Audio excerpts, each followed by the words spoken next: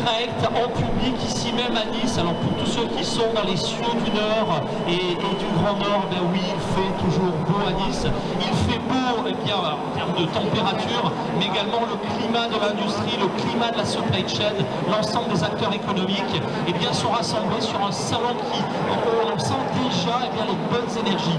Et donc, vous l'imaginez bien, comme le veut la tradition, eh bien, je vais laisser la parole à notre maître de cérémonie, Michel Malago. Monsieur le Président, soyez bienvenus. Je vous propose, sous un tonnerre d'applaudissements ici même, eh bien, de commencer et d'ouvrir nos travaux. Mesdames et messieurs, je vous demande d'accueillir Michel Malago. Merci, merci. Bonjour à toutes et à tous. Bien nous voilà à cette heure que nous attendions tous. Nous étions certainement tous très impatients de retrouver cette ambiance Industria sur notre territoire. C'est un événement bien entendu phare puisque après une année blanche, il nous fallait véritablement, disons, renouer avec le monde de l'économie, le monde de l'industrie, le monde des échanges, des opportunités d'affaires. Cet événement est un événement phare puisqu'il s'organise maintenant de façon plutôt régionale que territoriale sur le 06, même si le fief encore d'Industria reste à la ville de Nice pour des raisons essentiellement logistiques, comme vous pouvez tous le comprendre. Eh bien, c'est un événement qui valorise les savoir-faire de nos industriels, mais aussi toutes les technologies qui tournent autour de l'industrie et qui tournent autour de notre économie et de la consommation courante. Il faut quand même le savoir. Eh bien, c'est un haut lieu aujourd'hui sur ce palais des expositions de Nice. C'est un haut lieu de visibilité pour nos industries qui favorise les opportunités d'affaires autant que les circuits courts, autant plébiscités durant notre crise sanitaire Covid. C'est un lieu qui se place également comme le socle fort et résilient de toute notre économie. Et cela a été révélé naturellement cette dernière année, au moment de notre crise sanitaire, faut-il le rappeler. Mais nous, en tant qu'industriels, nous le savions déjà depuis bien longtemps, puisque depuis pratiquement 40 ans, eh bien, les industriels étoffent notre industrie, étoffent en fait notre activité et notre économie, nous le savons tous, bien entendu. Ce n'est pas le seul département 06 à représenter l'industrie, puisque nous sommes plusieurs, mais je parlerai davantage, je ferai un focus sur le département du 06, puisque l'industrie représente malgré tout, selon un rapport, et nous pouvons le vérifier, un rapport qui date de 2019, environ 5000 entreprises à caractère industriel et technologique, ce qui représente à peu près, sur notre département des Alpes-Maritimes, à peu près 100 000 emplois et si on devait parler véritablement économie, c'est 25% de notre PIB qui est de l'ordre de 25 milliards à peu près. Donc j'aimerais, pour inaugurer, disons, ce salon, à cette heure-ci, remercier quand même un certain nombre d'organisateurs et de partenaires essentiellement. Donc Attica, co-organisateur avec la Chambre de commerce et d'industrie, représenté à mes côtés ici par Jean-Pierre Savarino, président de la Chambre de commerce et d'industrie. Nous aimerions conjointement remercier eh bien, tous les acteurs et tous les partenaires qui ont contribué à l'organisation de cet événement, et je peux vous dire qu'ils sont nombreux, puisque lors de nos réunions de comité de pilotage pour Industria, lorsque nous avons pris la décision au mois de janvier, eh bien, nous étions plus de 30 personnes, partenaires tous confondus, pour prendre cette décision au mois de janvier 2021, pour en fait ouvrir aujourd'hui à 10 h ce salon Industria pour les 2 journées qui suivent.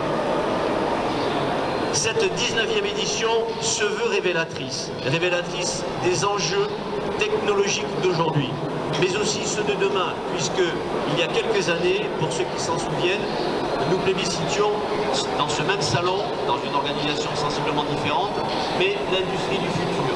Il se trouve qu'aujourd'hui, nous sommes déjà dans le futur. Donc ce que nous parlons de futur, c'est déjà aujourd'hui, et ce sera naturellement amplifié pour demain. Ces solutions technologiques qui sont aujourd'hui incontournables et qui portent l'entreprise au meilleur de ses performances et qui définissent les métiers dont elle a déjà besoin dès aujourd'hui. Et ce sont toutes ces raisons qui nous ont poussés à associer étroitement dans ce salon toutes les filières du monde industriel, les métiers des technologies, les talents qui sont recherchés pour nos entreprises industrielles et les emplois naturellement qui s'ouvrent à nos jeunes générations dont les portes sont ouvertes aujourd'hui et demain pour qu'ils puissent naturellement être guidés sur l'ensemble des métiers que l'industrie peut leur proposer. Des emplois fiables, des emplois pérennes et des emplois qui paient la compétence. C'est un vaste programme, vous me direz, mais bien entendu, et vous aurez raison de le dire. Ce programme qui est aujourd'hui synthétisé sur ces 2 journées, avec plusieurs tables rondes, et des tables rondes qui sont organisées, et là, au travers de l'organisation, nous pouvons les remercier, puisque tous les thèmes d'actualité seront balayés durant ces 2 journées au travers des différentes plateformes. Naturellement, vous avez le programme sous les yeux probablement, et vous verrez que les thématiques qui vont être abordées ici même sur ce plateau TV, retransmis en live, eh bien, traiteront de tous les sujets et les préoccupations que les industriels d'aujourd'hui eh bien, ont pour pouvoir préparer demain. Eh bien, c'est sur ce plateau que nous verrons en fait les différents experts, différents spécialistes, différentes notoriétés VIP s'exprimer au travers des différentes thématiques que nous leur proposons avec une animation de choix. Nous souhaitons que de nombreux visiteurs, puisque nous avons des inscrits et de nombreux inscrits, plus de 1500 aujourd'hui, des visiteurs qui viendront nous rendre visite, et nous souhaitons que nombreux s'inscrivent également sur les visites guidées au travers des 3 démonstrateurs que nous présentons aujourd'hui et demain sur ce salon, et qui démontrent en fait ô combien le monde industriel a vraiment changé depuis les 30 glorieuses. Certains s'en souviennent encore probablement. Et je dirais que dans le monde de l'industrie d'aujourd'hui, il est temps d'en finir avec ces images désuètes de nos industries, de façon générale. C'est cette mémoire collective qui inquiète parfois l'entourage des jeunes étudiants, lorsqu'ils doivent choisir une orientation métier et formuler ainsi leurs vœux pour passer d'une année sur l'autre, d'un cycle à un autre cycle. Les branches technologiques aujourd'hui, il faut le savoir, offrent aujourd'hui plus que jamais de formidables carrières, des débouchés valorisants, et passionnantes, et se conjuguent à la fois au féminin comme au masculin. Et vous le savez tous aujourd'hui, et nous insisterons encore pendant ces 2 journées, les métiers de l'industrie sont valorisants, mais sont aussi ouverts au monde féminin. La féminisation des métiers est essentielle aujourd'hui pour permettre aux entreprises, aux industriels de se développer avec les meilleures règles de société que nous pouvons admettre aujourd'hui, qui sont bien entendu différentes de celles que nous avons connues dans le passé. Donc, et j'en terminerai par ces quelques mots, nous attendons beaucoup de monde aujourd'hui et demain, et je ne peux que souhaiter à tous les exposants, à tous les partenaires et à tous les visiteurs de très belles journées dans le monde industriel et des technologies. Merci de votre attention et de votre écoute. Mesdames, Mesdemoiselles, Messieurs, Michel Manago, merci bien pour tout ce dispositif, à votre équipe qui a mis en place ces 2 magnifiques journées. Et c'est vrai qu'ayant, merci également à Olivier, à toute notre équipe d'avoir confié quelques-uns de ces temps forts. Et je peux vous dire qu'on va se régaler, vu la qualité, les pédigrés des intervenants. Alors, l'heure est venue du débat de présenter les grands architectes de cette journée. Ils sont autour de la table. Et pour ça, on a beaucoup de chance parce que Laurence, on la connaît, eh bien, elle couvre l'économie et les acteurs qui la font sur le territoire depuis de nombreuses années. Eh bien, c'est elle qui va animer les débats. Laurent, je te laisse le micro, c'est à toi, et je te donne tout de suite le mien. Mesdames et messieurs, on peut l'encourager. Laurence Bottero, mesdames et messieurs. Merci Marc. Bonjour à tous. Merci Michel pour les mots introductifs. On va essayer de rentrer un peu plus dans les détails, mais d'abord on va faire un tour de table. Daniel Slussi, vous êtes le président de l'UIMF. Bonjour. Oui, mesdames et messieurs, bonjour. Michel, merci pour cette 19e édition. Bon, l'UMF, je l'ai pas cité tout à l'heure, fait partie également des organisateurs. J'ose quand même le souligner. Les 200 entreprises industrielles des départements qu'elles portent sont aujourd'hui pratiquement toutes là. Un événement qui est né il y a 19 ans, sous l'égide de Jean Cassard, qui avait eu cette idée à l'époque, en tant que président de la PIB, de lancer cette réunion d'industriels, qui était plutôt une relation donneur d'ordre sous-traitant. Et depuis, elle est tenue ce qu'on voit aujourd'hui, c'est-à-dire vraiment une manifestation de représentativité de cette industrie qui, dans ce département, assure 30% du PIB. 30% du PIB.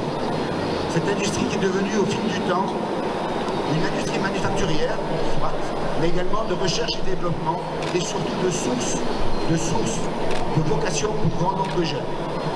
Un point capital pour nous. Et vous savez que l'UMM restera toujours un acteur fort de cette volonté de voir nos jeunes nous rejoindre pour une simple et bonne raison. C'est que tout le monde aujourd'hui est conscient, gouvernement compris, qu'il n'y aura pas de France forte sans une industrie forte. Il n'y aura pas de département des Alpes-Maritimes fort sans une industrie recherche, développement et empreinte de son territoire. Vous l'incarnez, mesdames et messieurs, nous l'incarnons, et je pense qu'avec tout le travail que fait aujourd'hui Attica et celui que nous porterons, Chambre de commerce et d'industrie, UMM et autres acteurs impliqués, nous pourrons toujours démontrer que cet acteur est un acteur indispensable et indissociable de notre département. Merci. Quelle entrée en matière. Merci Daniel Spessy. À vos côtés, Jacques Fichet, vous êtes vice-président de la métropole Nice-Côte d'Azur, en charge notamment de l'industrie, de l'innovation, mais pas que. Bonjour. Bonjour. J'ai tout dit. Non, bonjour, j'ai d'abord l'honneur de représenter aujourd'hui Christian Estrosi. Il se trouve que le calendrier fait qu'il y a un conseil municipal en même temps. Et donc cet honneur me donne aussi le plaisir et la chance d'être parmi vous, parce que vous avez dit que j'étais vice-président de la métropole en charge de l'économie, mais je suis issu du monde de l'entreprise, je suis toujours dans le monde de l'entreprise et je suis heureux d'être avec les chefs d'entreprise. Merci Jacques Fichet. À vos côtés, Jean-Pierre Savarino, vous êtes le président de la Chambre de commerce et d'industrie Nice-Côte d'Azur. Bonjour à tous et à toutes. C'est bien de souligner, et d'industrie. Donc c'est une chambre de commerce et d'industrie Nice-Côte d'Azur qui est derrière l'industrie depuis de très nombreuses années. C'est vrai qu'en tant qu'ancien président de l'APIM et un président fondateur, nous avons eu la très bonne idée il y a plus d'une vingtaine d'années de créer ce salon et qui perdure. C'est un signe aussi que l'industrie est vivante sur ce territoire.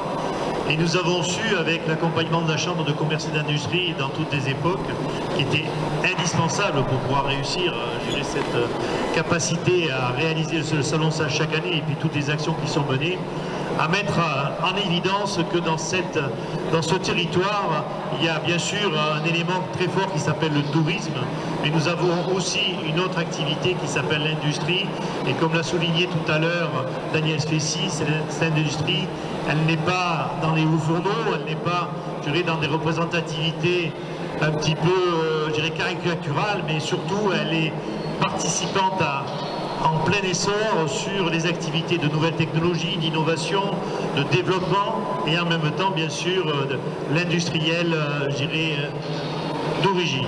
Donc nous avons aujourd'hui, en tant que Chambre de commerce et d'industrie, un devoir et une mission, c'est d'accompagner toutes les entreprises sur ce territoire qui veulent bien se développer.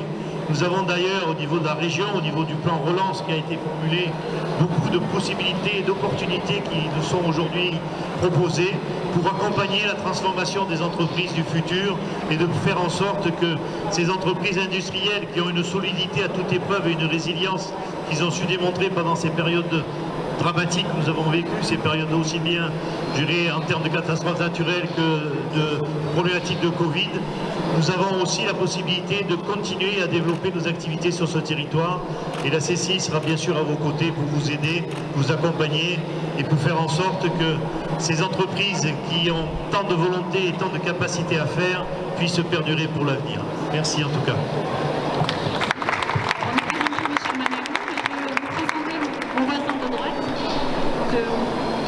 Représenter une grosse entreprise. Oui, je représente le groupe Thales. C'est le directeur du site de Thales à Sophia-Antipolis.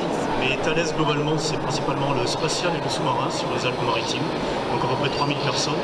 Et ce que je voulais vous dire, c'est que c'est un domaine de haute technologie et qu'on attire à peu près chaque année 100 nouveaux jeunes, des jeunes embauchés, et qu'on est à la fin de la recherche. Et donc, c'est des métiers passionnants. Et je vous incite à venir nous rejoindre pour les jeunes étudiants. Merci à tous. Alors on va rentrer dans le vif du sujet. J'ai donné quelques chiffres, Michel Manago, Daniel Spessy, 30% du PIB. L'industrie azuréenne aujourd'hui, elle se porte comment? Comment se porte l'industrie azuréenne? Elle est en forme, oui, allez-y, président de l'UMM, allez-y. Je vais juste parler par rapport aux bases qu'on a sur l'UMM, mais également sur la vision qui est la mienne en tant que vice-président de la Chambre de commerce et d'industrie en charge de l'industrie. On a une industrie azuréenne qui somme toute, a passé la crise du Covid de manière exemplaire. Grand nombre d'entreprises n'ont pas fermé, ont mis en place des moyens vraiment sanitaires très puissants et très forts, en suivant vraiment à la lettre ce que donc, la haute autorité sanitaire nous a imposé. Et d'ailleurs, j'avais pour preuve la DGFiP, M. Bréchard, qui me disait heureusement simplement que l'industrie était là parce qu'on a continué à encaisser de la TVA. C'est ainsi, hein, quand le fisc vous dit qu'il encaisse de la TVA, ça veut dire qu'il se passe quelque chose. Donc cette industrie, donc, on va dire, elle a passé cette période de manière un petit peu compliquée.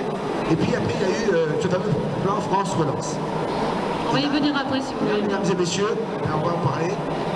Vous êtes devenus des acteurs indispensables maintenant et indissociables à ce plan.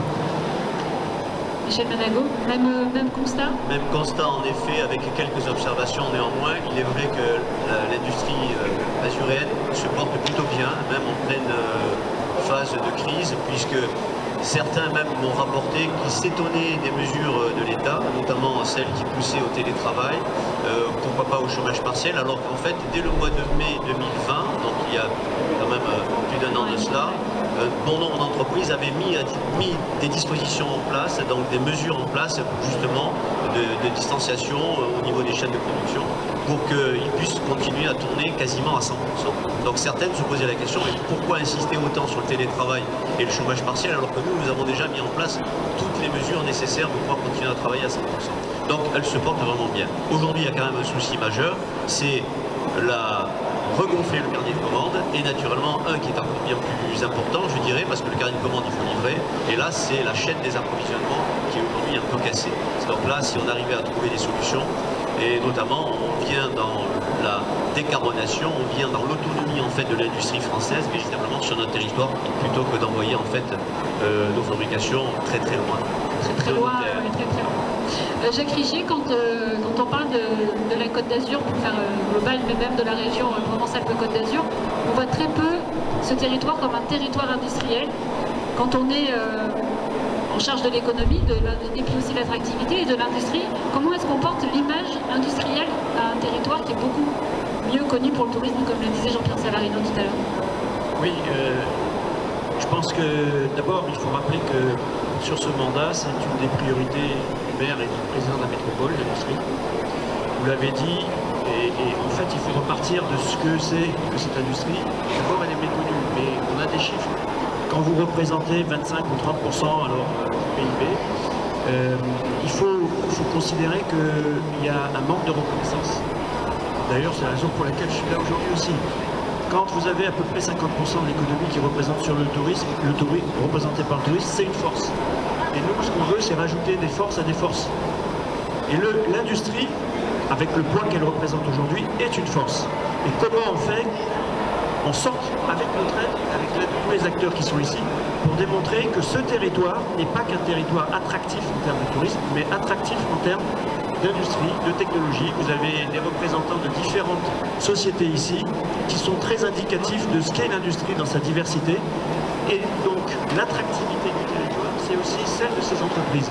Et donc mettre en avant ces entreprises, ce que fait aussi ce salon, ça contribue à faire mieux reconnaître ce qu'est notre territoire. Je pense aussi qu'il faut prendre plus la parole, plus prendre la parole au niveau national également, mettre en valeur les entreprises de ce territoire au niveau national, pour justement, encore une fois, faire que cette industrie qui est une force soit reconnue comme telle au niveau national. Après, je peux rester longtemps sur le sujet. Hein, mais... Non, mais non. Ce que je veux dire, c'est qu'aujourd'hui, nous, ce que l'on souhaite, c'est accompagner. D'abord, on a la chance, sur ce territoire, de travailler en collaboration et en mode coopératif avec tous les acteurs importants. Que ce soit les acteurs qui sont présents ici, Chambre de commerce, UIMM, Université Côte d'Azur, tous ces acteurs collaborent. On a une collaboration de long terme, c'est pas quelque chose qui est récent. Et donc, c'est une force pour pouvoir avancer ensemble. La deuxième chose, c'est qu'il faut qu'on fasse, et vous l'avez évoqué un petit peu, avec ce que j'appellerais les contraintes. Il y a deux contraintes que je voudrais évoquer. La première contrainte, elle n'est pas spécifique au territoire. La première contrainte, c'est que l'industrie est une industrie aujourd'hui verte, durable. De manière générale, ce territoire s'inscrit parce qu'il a cette particularité, parce que c'est un choix politique, c'est une dimension du discours de Christian Estrosi et de son choix politique. Nous sommes un territoire qui a une préoccupation environnementale majeure. Or, l'industrie, c'est elle qui fait changer. Ce sont les entreprises qui font changer le monde. Ce sont les industries qui, par leur transformation, par les produits qu'ils vont apporter, vont contribuer à cette transformation écologique que tout le monde souhaite. La deuxième contrainte, elle est totalement locale, par contre, c'est le foncier. Et là, ça veut dire que on doit aussi avoir un raisonnement sur la façon dont on travaille, quel type d'industrie, comment on gère notre foncier, quelle est la valeur créée par mètre carré de foncier, et la dernière, alors qui n'est pas une contrainte, mais qui s'inscrit dans la logique, parce qu'il faut une cohérence territoriale. Vous avez dit c'est un territoire attractif, c'est un territoire connu pour son tourisme, c'est un territoire connu aussi pour sa capacité d'innovation. Et donc là, on rejoint ce qui a été dit. On est dans ce qu'on appelle parfois l'industrie 4.0. Et donc nous, ce qu'on veut soutenir au niveau de la métropole, c'est cette industrie 4.0 qui a une conscience écologique forte. Et c'est notre contribution, elle doit être là. Accompagner les entreprises, les aider. On parlera du plan de relance. J'ai vu des entreprises qui ont été soutenues avec les équipes qui sont là, présentes aujourd'hui, pour obtenir des fonds dans le cadre du plan de relance. C'est ça notre rôle, c'est de les accompagner. On pourra également évoquer tout ce qui est fait au niveau du foncier, également. Comment demain, on a un appel à projet là, qui est justement... il y aura des prix qui seront remis, je crois, tout à l'heure, qui s'inscrit aussi dans cette démarche. La métropole veut accompagner les industries innovantes, les projets innovants, leur donner une chance. Donc, je crois que cette table que vous avez ici, elle est démonstratrice aussi d'une volonté d'un territoire, de tous les acteurs de ce territoire, de montrer ce qu'est la force de notre industrie au niveau national également. Merci. On va revenir au plan de relance. Effectivement, vous l'avez tous évoqué. Il y a un plan de relance qui a vraiment été dédié à l'industrie. Comment est-ce que les entreprises s'en sont emparées? Michel Mérigot, puis après j'aimerais avoir le témoignage d'une entreprise qui va nous parler peut-être de ce que le plan de relance aurait pu Michel Mérigot, d'abord, globalement, le plan de relance bien compris par les entreprises. Elles y sont allées vraiment ou elles hésitent encore à y aller? Bien compris, je ne le sais pas. Par contre, le plan de relance a été largement, là encore, plébiscité. Donc il y a eu énormément de communication sur le plan de relance. Il faut savoir que l'État quand même a concédé 100 milliards d'euros pour ce plan de relance sur à peu près 3 ans. Et aujourd'hui, un an après, précisément date à date, eh bien ce budget-là a déjà été fléché à plus de 50%. Donc ce qui signifie que les entreprises s'y sont totalement accrochées au travers d'appels à projets, au travers je dirais, de dispositifs, disons, de financement, soit pour la modernisation des entreprises, ou pour la relocalisation des entreprises, la dématérialisation dans son ensemble, et la partie qui est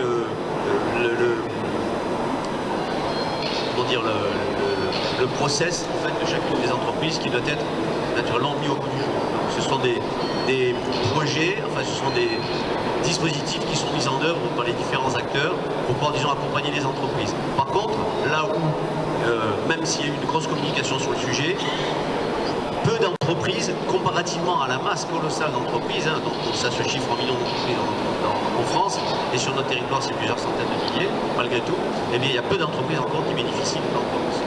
Il faut y aller.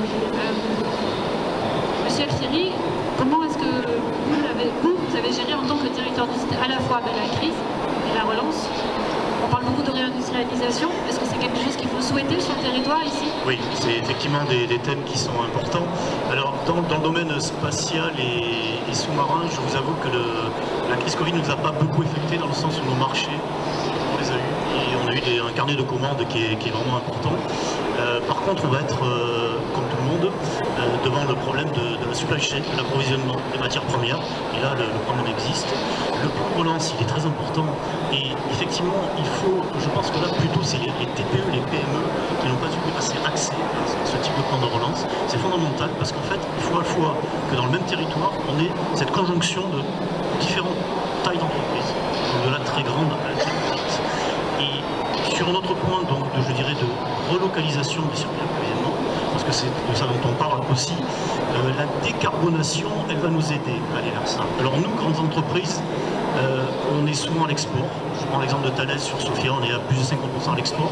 Donc on a des contraintes de localisation, de fabrication sur des pays étrangers, mais il n'empêche que le restant, il existe et qu'on réapprend tout doucement à mieux utiliser les circuits.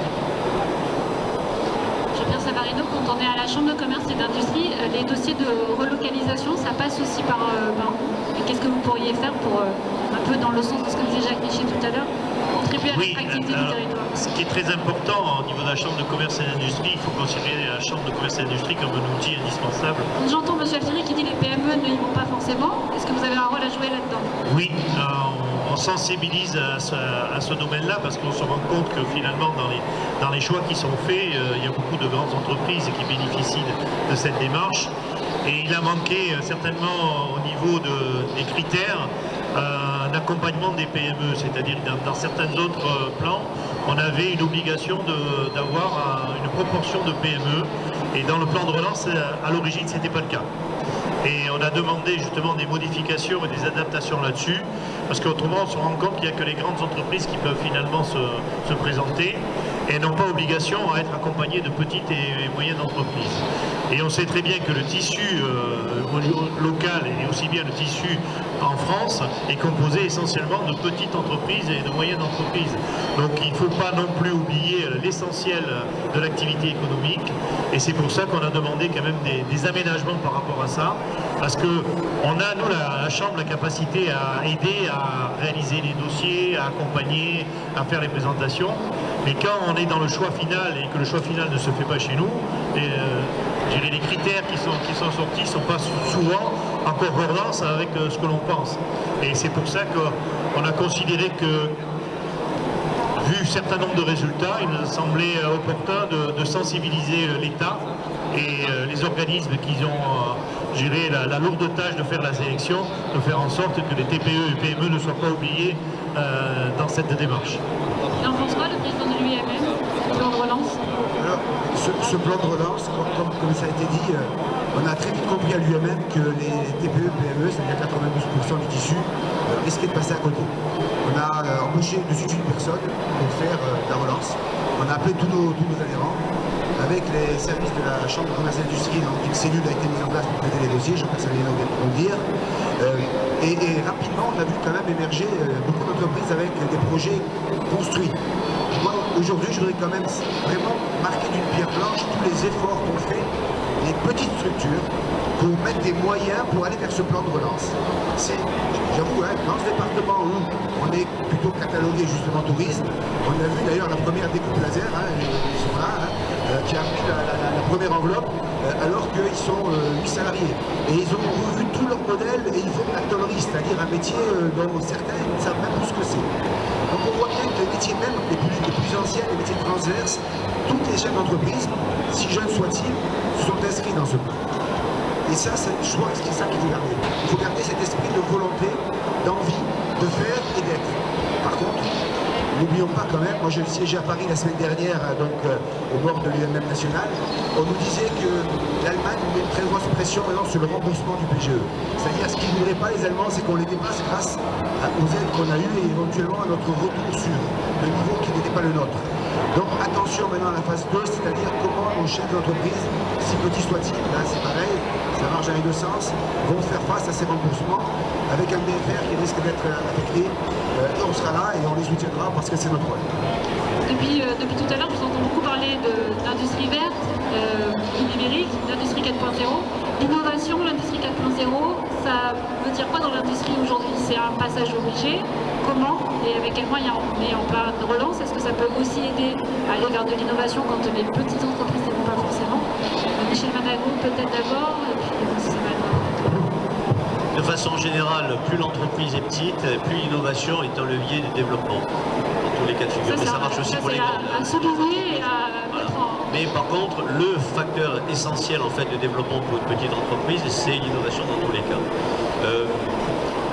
L'industrie du futur, qui sont en fait la mise en œuvre des technologies, accompagnent les innovations bien entendu, mais ça n'est pas forcément directement lié. En revanche, les technologies qui sont issues d'innovation sont utilisées, sont employées pour optimiser les performances, les chaînes de production, les process quels qu'ils soient, et naturellement la relation beaucoup plus intime, beaucoup plus étroite entre le fabricant et le consommateur. Donc c'est avec toutes les technologies périphériques et naturellement, et on peut monter jusqu'à l'IA, puisque l'IA aujourd'hui, l'intelligence artificielle, est accessible de façon assez, je dirais, démocratisée, même pour les petits industriels.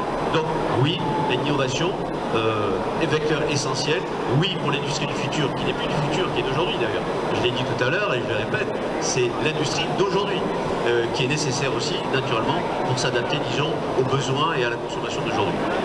Sur l'accompagnement des entreprises, Jean-Pierre Savarino. Et après, j'aimerais avoir l'avis de Jacques Richier sur le côté innovation. Côté innovation, on doit pouvoir dire, et on peut l'affirmer aujourd'hui, que l'industrie a toujours été innovante. C'est dans ses gènes, et aujourd'hui, un industriel qui n'est pas innovant, il est voué à disparaître. Donc c'est pas nouveau, ça fait 40 ans que ça existe, et l'évolution a été souvent, je dirais, à l'origine dans l'industrie. De nouveaux paramètres apparaissent. Vous l'avez souligné, on a le problème, je dirais, de l'industrie verte, on a des problèmes aussi en termes d'approvisionnement, on a des problèmes de numérisation à outrance dans certains sujets. Moi j'ai confiance parce que l'industrie c'est une industrie qui s'adapte, c'est une industrie qui est agile, c'est une industrie qui a la capacité à toujours rebondir. Et plus les entreprises sont souples, plus elles sont, je dirais, de taille humaine, plus elles peuvent aller très rapidement sur l'innovation et très rapidement dans des secteurs qu'aujourd'hui on n'appréhende pas. Un industriel aujourd'hui il se remet en cause tous les 3 ans et il va peut-être être obligé de se remettre en cause tous les 1 an et demi. Donc ça ne changera pas son quotidien. Par contre, ça va accélérer un certain nombre de méthodologies à l'intérieur de ces sociétés. Mais ces sociétés-là, elles sont habituées. Elles sont sur un marché difficile, elles sont sur un marché concurrentiel, elles sont sur un marché qui demande et qui nécessite des experts, qui nécessite des ingénieurs, des techniciens, qui sont toujours en train de se poser la question comment on peut faire différemment et comment on peut mieux faire.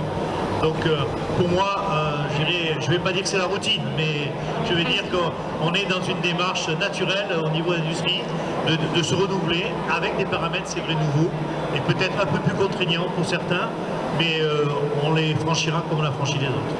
Je voulais avoir l'avis de Jacques Richier parce que vous connaissez bien les startups, pour avoir été avec un incubateur qui est sur le territoire, et où il y a des startups.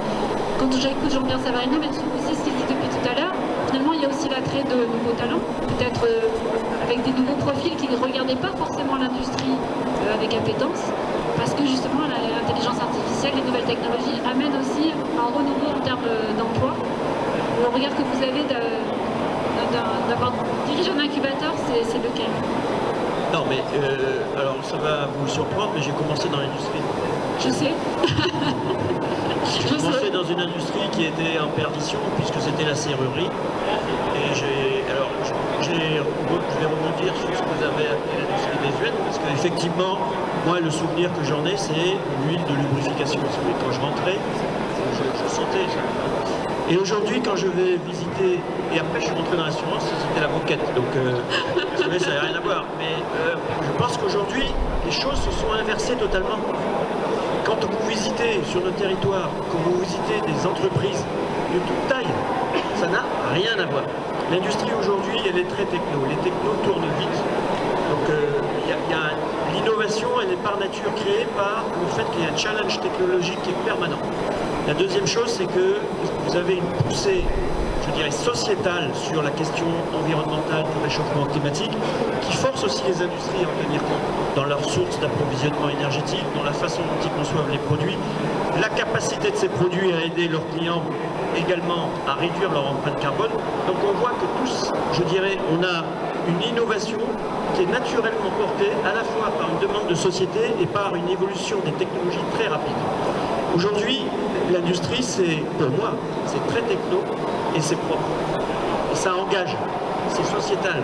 Et ça contribue à la transformation de la société dans laquelle nous sommes. Alors, effectivement, il y a des boosters. Les boosters, ça s'appelle des startups. Et c'est bien d'avoir un écosystème de startups, d'avoir une French Tech sur le territoire. C'est bien d'avoir des accélérateurs, parce que ce sont aussi des incitateurs à se transformer. Vous rencontrez ces petites entreprises, ça peut vous donner des idées, vous pouvez avoir des partenariats sur un bout de chaîne de valeur. Voilà. Nous, en fait, ce territoire, c'est un territoire qui a quand même une image d'innovation, parce qu'on avait eu, souvenez-vous, ce label de Smart City. Cette ville intelligente, qui aujourd'hui est une ville intelligente durable. C'est ça qu'on veut bâtir. Une ville intelligente, donc aujourd'hui, parce qu'elle s'approprie les données, elle s'approprie, on a la chance d'avoir un des 3 IA en France, donc c'est quand même remarquable. Donc profitons de ce que nous avons comme force. Nos forces, c'est l'Université Côte d'Azur, le tissu industriel, le fait que l'image de la métropole soit une image assez moderne en termes d'innovation, qu'on ait un tissu de start-up qui est significatif, qu'on ait une volonté d'accompagnement, la preuve, on lance des appels à projets sur un certain nombre de domaines, que par exemple, je parlais du foncier sur Nice Méridia, aujourd'hui, on fasse un terme techno, des mix programmatiques. Bon. Ça veut dire que dans ces immeubles demain, on veut avoir, et d'ailleurs on veut avoir des capacités à avoir des labos de recherche, des salles blanches. Voilà. Donc, nous, on va apporter de l'infrastructure pour qu'il n'y ait pas ce frein dit du mètre carré, qu'on ait capacité à amener des mètres carrés intelligents pour justement accompagner les entreprises. Moi, alors pour le coup, j'encourage. J'ai vu qu'il y avait des jeunes qui étaient invités ici, à vraiment regarder l'industrie comme quelque chose de très moderne, très avant-gardiste et qui peut changer la société. Si vous voulez changer le monde, rentrez dans l'industrie. Les industriels applaudissent. C'est vrai ça? Oui, faut rentrer dans l'industrie. Ça ne va pas regarder le public, c'est pas bien. Moi, je dirais tout simplement l'innovation, elle est dans l'ADN de l'industrie en fait. On peut pas continuer à exister si on n'innove pas. Alors fondamentalement, là, dans les années qui viennent, il y a trois axes. Le premier, c'est l'axe classique. On va continuer à développer, à créer, à développer des nouveaux produits. Donc il faut être compétitif, il faut attaquer les marchés.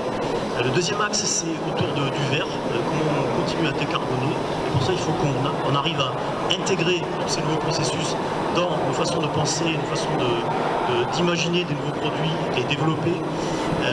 Et le troisième axe, c'est l'axe des processus, tout ce qui est autour de la digitalisation, de la robotisation.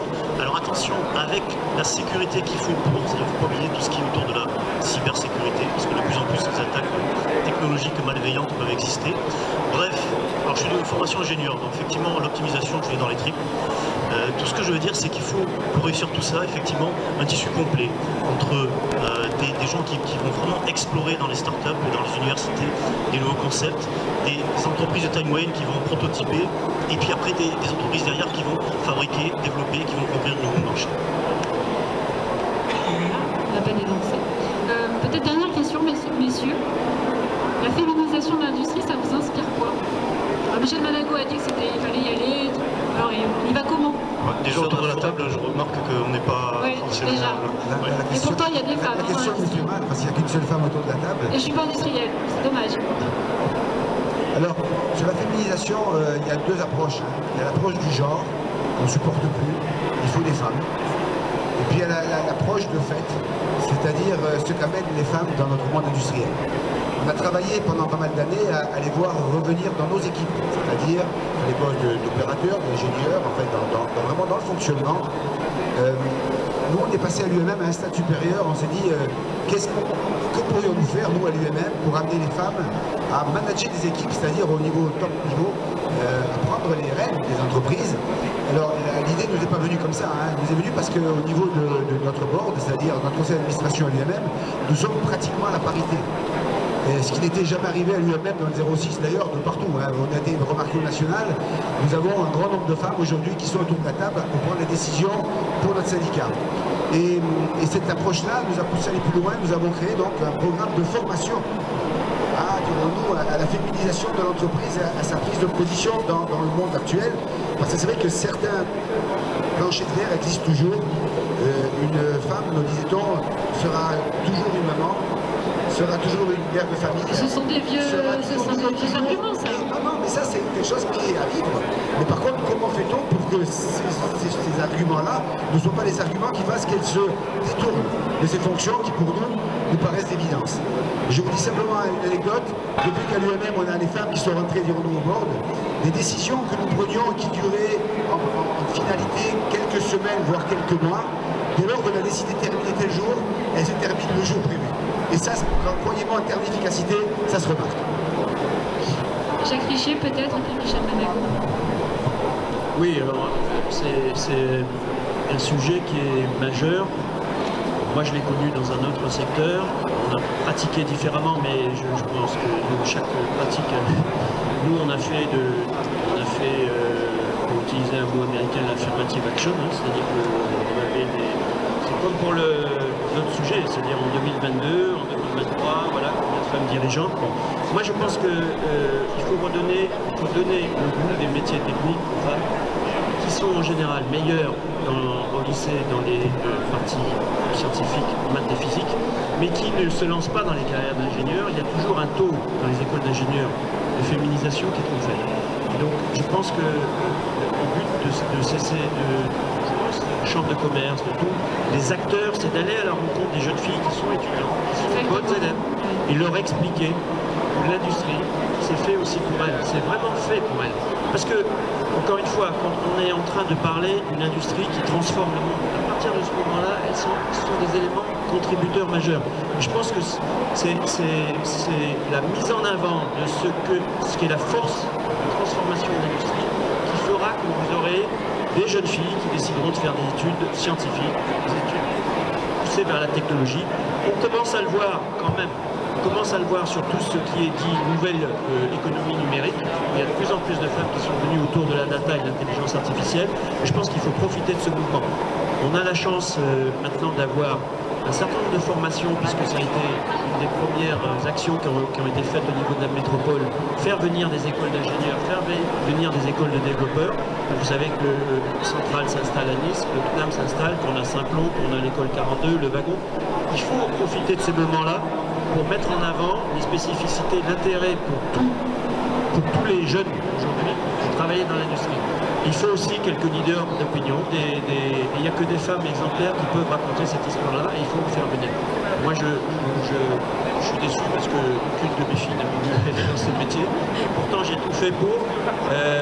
C'est pas fini, voilà, on sait jamais. à l'époque le bonheur c'était les écoles de commerce. Mais voilà, je pense qu'on a en plus des éléments sur ce territoire d'attractivité, c'est-à-dire de bien-être, de façon de vivre, qui sont aussi à prendre en considération pour venir travailler dans les entreprises industrielles de ce territoire. Michel Manago et Jean-Pierre Savano, avant de vous donner la parole, chez Thales, est-ce que la féminisation, c'est comme le disait Jacques Guichet, avec des paliers à atteindre, ou est-ce que c'est... Oui, alors chez Thales, d'ailleurs, c'est à peu près pareil dans toutes les grandes industries électroniques, aéronautiques, on est plutôt vers 20% d'éléments féminins. Donc ça veut dire que déjà il y a un problème d'attractivité au niveau de la sortie des études, comme ça vient d'être dit. Après, il faut regarder déjà avec ce coefficient-là, 20%, est-ce qu'on a 20% représenté dans les comités de direction? Ce n'était pas le cas il y a 10 ans. Donc on a eu un ensemble d'actions pour augmenter... Mais il a fallu le bâton quand même pour qu'ils aient pas... Il a fallu prendre des actions de compréhension pourquoi elle n'était pas là, et puis après communiquer là-dessus. Et une des activités, une des initiatives assez intéressantes qui se déroule en ce moment sur Sofia, qui très certainement doit être la même sur d'autres bassins d'emploi, c'est qu'on a demandé aux femmes ingénieurs cadres de se déplacer dans les universités, dans les centres de formation, dans les grandes écoles qui sont présentes, pour se présenter et expliquer leur métier. Et ainsi faire un petit peu, je dirais, participer et adhérer à les coulisses, finalement, montrer comment ça se passe dans la vraie vie. Exactement, dire qu'il y a des choses très intéressantes pour les femmes également dans l'industrie. Jean-Pierre Savano, puis on laissera le mot de la fin à Michel Manago. Oui, alors concernant la féminisation, moi je suis assez serein sur les deux aspects, aussi du point de vue professionnel que Chambre de commerce et d'industrie. La Chambre de commerce et d'industrie a une majorité de femmes. D'effectifs sur 450 femmes, on a une majorité de personnel féminin et dans tous les strates de l'entreprise, y compris dans des postes de direction. C'est un peu nouveau, mais cette mandature a permis de le faire et c'est un plus. Concernant mon entreprise, je rencontrais juste une anecdote en 96, donc ça remonte à quand même quelques années, ça ne rajeunit pas non plus. Ma responsable de service recherche et développement était une ingénieure femme. Bon, c'est vrai qu'elle n'était pas, je dirais, très nombreuse, mais une des rares qui a dû passer, je dirais, dans ce domaine et qui a pu exercer cette fonction. Je l'avais pu l'embaucher dans cette entreprise et elle y restait pas mal d'années. Et ça démontre aussi que le féminin masculin, c'est désuet, quoi. Je dirais, c'est pas le but. La problématique, c'est que ces filières intéressent le personnel féminin, que les formations puissent être adaptées aussi à ce niveau-là, et que les activités dans l'entreprise puissent permettre aussi un épanouissement, aussi bien la femme dans son rôle de mère de famille que la femme dans son rôle de responsable. Et souvent, je dois reconnaître qu'un personnel féminin à l'intérieur d'une entreprise, ça permet de changer un certain nombre de mentalités, ça des affirmations beaucoup plus franches et directes. Et souvent, ça apaise un peu le climat social de l'entreprise. Michel Monaco, on vous laisse le mot de la fin sur la féminisation. Bien, avec un mot d'encouragement, parce que, effectivement, vous l'avez tous compris, pour moi, la féminisation est une évidence absolue, puisqu'en fait, c'est juste un peu de bon sens dans l'équilibre de la vie moderne d'aujourd'hui. La femme a totalement sa place, comme elle a toujours eu, mais on ne lui a pas donné forcément tout le temps. Donc aujourd'hui, il faut vivre vraiment avec les temps actuels, et la femme est le véritable équilibre parfait dans toutes les activités, qu'elles soient industrielles ou autres dans tous les cas. Alors un point d'encouragement, c'est qu'en effet, nous avec Attica et tous les partenaires, nous organisons chaque année en fait ce que nous appelons des REI, ces rapprochements emploi l'industrie. Et là, nous voyons de plus en plus dans les différents cycles d'études, notamment les filières techniques, nous arrivons quand même à constater qu'il y a chaque année un petit peu plus de jeunes filles. Et ça, c'est très intéressant. Et j'en veux pour preuve la dernière promotion dans les métiers. J'ai eu le plaisir et l'honneur d'être invité, disons, à la réception de ces jeunes lauréats, une trentaine d'étudiants, du département 06, acceptés donc à métier Aix en Provence. Et bien sur les 30 lauréats, il y avait presque la moitié, presque à égalité, 17 filles, alors un peu plus de la moitié de jeunes filles. Donc c'est vraiment encourageant pour les filières techniques et les filières d'ingénieurs. Alors nous aimerions que cette statistique soit exactement la même sur des niveaux d'études, disons, juste en dessous. Donc Bac plus 2 par exemple, BTS ou IUT, et pourquoi pas, disons, une orientation technique dès l'approche du bac, même au niveau des filles, des jeunes filles, et là c'est pas encore gagné. Oui, parce que les parents ont une forte influence sur leurs enfants et c'est normal. Donc en fait, il faut à la fois influencer dès le plus jeune âge, mais les parents aussi. Absolument. Surtout les parents. Ben voilà. Je vous donne le micro. Je reprends le micro pour faire applaudir évidemment nos intervenants et Laurence. Et vraiment, oui, cette chaîne des acteurs de l'industrie qui rassemble aujourd'hui, cette famille de l'industrie, que plus on la connaît, plus on l'aime, des entrepreneurs, de la technologie, vraiment tout ce qui fait l'avenir de nos professions et de notre économie. Alors justement, dans quelques instants, donc, on va conclure le direct. On va saluer bien évidemment les publics qui nous suivent, les communautés francophones. Je leur profite pour saluer Julien Bonnel également, le coordinateur. Donc merci à ceux qui nous suivaient. Une petite pause et dans quelques instants, c'est la remise, c'est le moment des trophées. On va mettre à l'honneur ces acteurs qui innovent. C'est dans quelques instants. Merci encore, on peut applaudir nos intervenants et à tout de suite pour notre prochain trophée. Merci. Laurence, on vous retrouve ce soir.